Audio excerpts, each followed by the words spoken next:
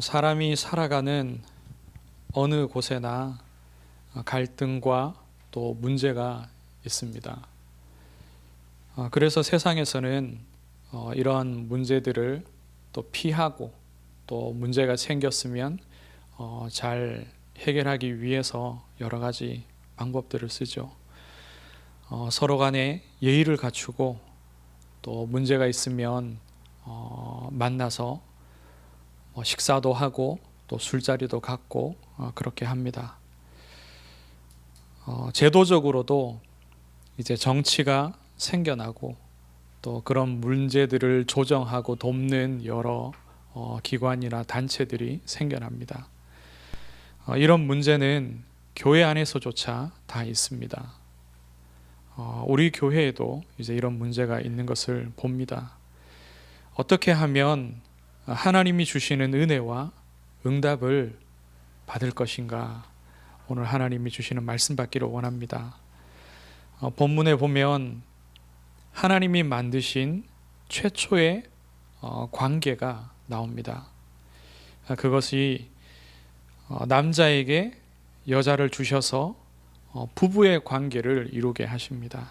하나님이 오늘 우리에게 하나님이 주시는 최고의 은혜와 응답을 누릴 말씀 주실 줄 믿습니다. 첫째로 하나님이 가정을 만드셨습니다. 6일째에 하나님께서 아담을 지으신 직후에 모든 가축과 새와 들짐승을 아담에게로 데리고 오셨습니다. 아담이 그 짐승들의 이름을 짓는 것을 하나님께서 보기 원하셨기 때문에 아담에게 맡기신 첫 사역이죠. 하나님의 대리자로서 모든 그 피조물들을 다스리게 또 정복하게 하는 그 일입니다. 하나님을 대신해서 잘 관리하도록 하시기 위해서 맡기신 첫 일이 이름 짓는 것이죠. 이름을 지을 때에 이름을 짓는 그 사람이 이제 더 우월한 위치에서 관리하고 다스리는 것을 보여주지 않습니까? 아담이 모든 짐승들의 이름을 짓습니다. 그런데 20절에 보면은요, 느닷없이 아담이 돕는 배필이 없으므로 라는 구절이 나옵니다. 이름 지은 그 일을 하고 난 직후에 이제 돕는 배필이 없다는 말씀이 이어서 나오죠. 앞에 있는 그 이름 짓는 사역과 연관성이 있습니다. 없음으로라는 그 단어의 원어를 살펴보면은 찾지 못하였으므로 라는 의미가 담겨 있습니다. 그냥 없는 것이 아니라 찾을 수 없었다라는 것을 의미합니다. 무슨 말이냐면은 하나님이 아담에게 그 짐승들을 다 데려오신 것은 두 가지 목적을 갖고 있는 거죠. 하나는 하나님의 대리자로서 하나님의 그 지혜를 가지고서 하나님의 통찰력을 가지고서 즉시로 이름을 짓게 하시는 그것이 하나의 목적이고, 또 하나는 아담의 배필을 찾는 것이 하나의 목적입니다. 짐승들 가운데서 배필을 찾는 게 너무 어이없을 수 있겠지만 그 문맥상으로는 그런 의미를 가지고 있습니다. 18절에 보면 하나님이 보셨을 때에 사람이 혼자 있는 것이 사는 것이 좋지 아니하니 라고 말씀하고 있죠. 여기에서 좋지 아니하다는 말은 나쁘다라는 그런 어떤 부정적인 의미보다는요, 혼자 사는 것보다 더 좋은 것이 있다라는 것을 의미하는 정도의 부정입니다. 그래서 아담이 혼자 있는 것보다 누군가와 함께 있는 것이, 배필과 함께 있는 것이 더 좋은 상태이다, 더 좋을 수 있다 라는 것을 하나님께서 그렇게 생각을 하셨다는 겁니다. 그래서 아담에게 돕는 배필을 찾게 하시기 위해서 다 짐승들을 불러 모으신 겁니다. 하나님이 아담을 위한 돕는 배필을 어떻게 주셨느냐? 하나님이 아담을 깊이 잠들게 하시고서는 그의 뼈를 취하여서 여자를 지으셨습니다. 아담의 배필로 그냥 짐승이 아니라요, 아담과 똑같이 하나님의 형상대로 지음받은 하나님의 생기를 가진 사람을 그에게 돕는 배필로 주신 겁니다. 그리고 나서 하나님이 아담과, 그래서 남자와 여자를 다 짓고 난 이후에 그들을 바라보니 심히 좋았습니다. 창세기 1장 마지막 절에 31절에 말씀하고 있는 하나님이 지으신 그 모든 것을 보시니 보시기에 심히 좋았더라. 이것이 아담이 짐승들의 이름을 지으며 돕는 배필을 찾았으나 없었고, 그 직후에 하나님께서 아담의 뼈를 취하시고 하와를 창조하신 이후에 하나님의 말씀인 겁니다. 하나님께서 남자와 여자, 그리고 이 두 사람으로 하여금 한 몸을 이루게 하신 그 이후에 보시니 심히 좋았습니다. 부부 관계와 그리고 가정이 하나님이 만드신 최초의 제도입니다. 하나님이 심히 기뻐하시는 거죠. 그래서 혼자 있는 것도 또 하나님의 창조이며 또 하나님의 은혜이며 응답이지만, 그보다 더 좋은 것은 돕는 배필과 함께 짝을 이루고 부부가 되고 가정이 되어지는 것임을 분명히 아시기를 바랍니다. 한 남자와 한 여자가 가장 가까운 관계가 되었습니다. 실로 한 몸이 되었죠. 23절에 보면 아담이 말합니다. 그 여자를 처음 보았을 때에 이는 내 뼈 중에 뼈요 살 중에 살이라. 문자적으로도 맞는 말입니다. 왜냐하면 아담의 뼈에서 그 여자가 지어졌기 때문에 하나님이 창조하신 모든 것들 중에 아담을 굉장히 특별하게 지으셨고, 또 더 특별하게 또 기존에 하나님이 지으셨던 방법과 전혀 다르게 창조하신 대상이 바로 여자입니다. 흙으로 다 지으시고 하나님이 생기가 있게 하셨고, 아담에게는 하나님이 직접 생기를 불어넣으셨고, 그런데 여자는 아담의 돕는 배필은 아담의 몸에서 취하신 겁니다. 가장 가까운 관계가 되도록 하나님이 만드셨습니다. 그것은 이 두 사람 부부의 관계도 마찬가지고, 그리고 모든 사람과 사람의 관계가 또한 이와 같습니다. 가장 가까운 관계로 처음부터 한 몸처럼 하나님께서 사람들을 지으신 겁니다. 둘째로 하나님이 주시는 메시지가 너희는 그리스도 안에서 한 몸을 이루라. 부부의 관계가 그러하고 또 모든 사람의 관계가 그러합니다. 하나님이 사람을 각자 따로 지으신 것이 아니라요, 아담을 지으셨고, 그리고 아담의 몸에서 하와를 지으셨고, 그리고 이 두 사람이 부부가 되고 가정을 이루게 하셔서 그들을 통하여서 모든 후손들이, 인류가 다 나오게 하셨습니다. 그래서 모든 사람이 사실은 육적으로 보았을 때 한 몸입니다. 정말로 한 몸이죠. 특히나 이 두 사람이 가장 가까운 관계였습니다. 하나님의 창세 때에. 왜냐하면 짐승들은요, 하나님이 그 수를 처음부터 많이 지으셨어요. 여러 쌍을 지으셨습니다.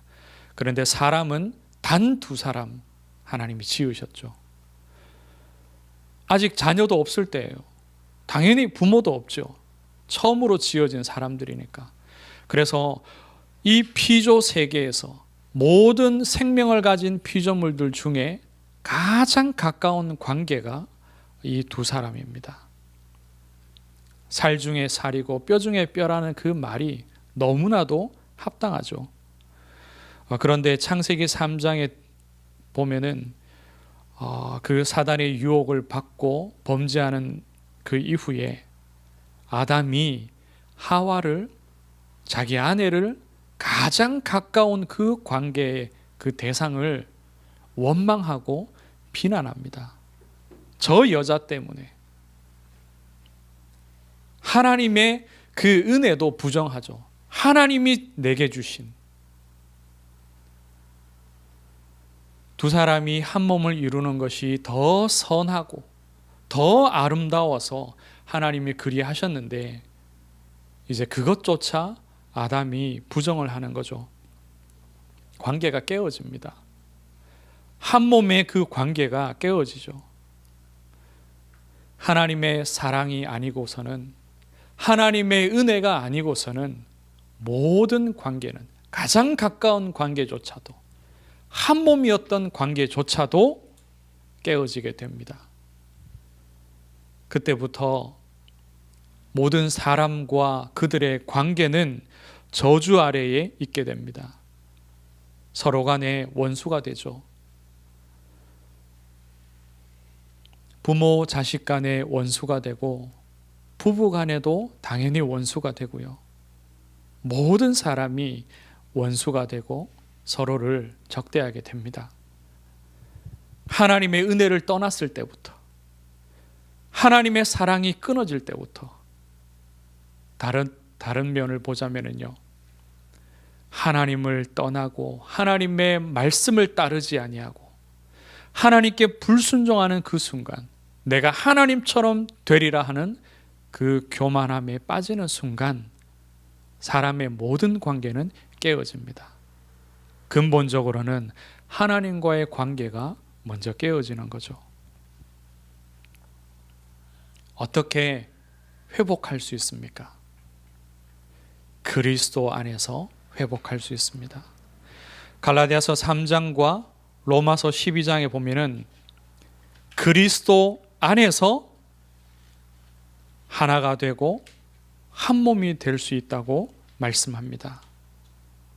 그리스도 안에서 하나가 되고 한 몸이 되었다고 성경이 말씀합니다. 그리고 고린도전서 12장 12절에서 13절을 보면 이렇게 말씀합니다.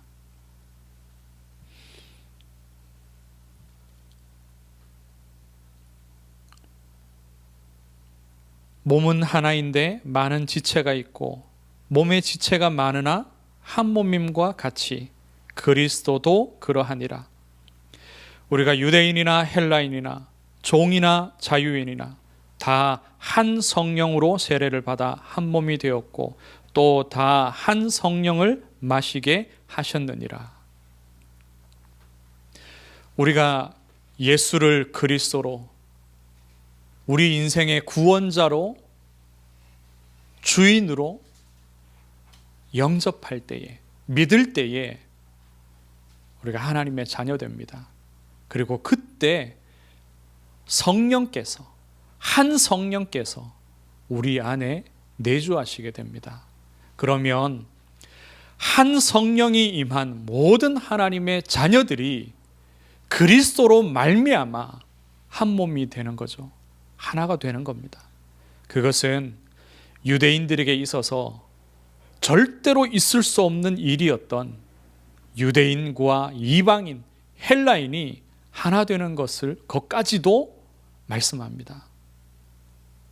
절대 그 시절에는 있을 수 없는 제도적으로 절대 불가능한 그 일이 바로 종과 자유인이, 종과 주인이 하나 되는 것입니다. 남자와 여자도 하나가 되고요.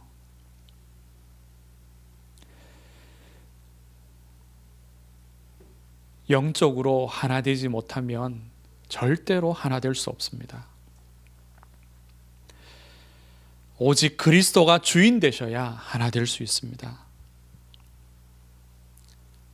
영적으로 하나 되지 못하면은 결국에는 불화하게 되고 깨어지게 됩니다. 왜냐하면 이간질에 가장 능한 존재가 바로 사단이기 때문입니다. 사람의 능력으로는 세상이 만든 그 어떤 예의와 범절과 또 규례와 정치와 모든 방법들이 다 무의미합니다. 사단의 이간질 앞에는. 사단의 그 이간질은 모든 사람을 다 속이고 유혹에 빠지도록 만듭니다. 하나님을 떠나도록 부추깁니다. 그래서 하나님의 은혜가 아니고서는, 그리스도 이름의 그 능력과 그 은혜가 아니고서는, 한 성령의 역사가 아니고서는 절대로 하나 될 수 없습니다. 말씀을 맺습니다. 오직 그리스도가 우리의 주인 되기를 원합니다. 우리 모든 지체들의 그 지체가 이루는 그 몸의 머리 되시기를 원합니다. 그러면 지체들이 다 다르지만, 모든 사람이 각자가 다 다르지만 그리스도 안에서 하나 될 수 있습니다. 한 성령이 역사하실 때 우리는 하나 될 수 있습니다.